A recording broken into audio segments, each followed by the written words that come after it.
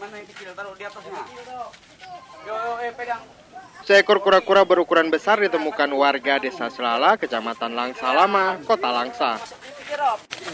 Kura-kura langka ini diperkirakan telah berumur ratusan tahun dan memiliki bobot berat sekitar 90 kg lebih.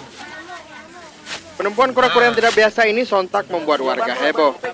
Warga sekitar antusias berdatangan untuk melihat langsung dan mengabadikan kura-kura ini dengan kamera ponsel mereka. Warga mengaku kura-kura tersebut ditemukan di sungai Desa Selala saat sedang memancing. Karena ukurannya yang sangat besar, sejumlah warga mengambil kura-kura ini untuk dipindahkan ke daratan. Dapat pertama seperti apa?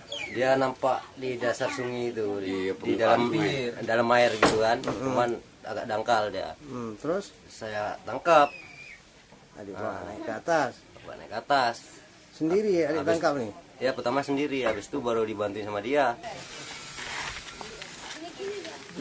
Oleh sang penemu, rencananya kura-kura ini akan dipelihara untuk menghindari perburuan.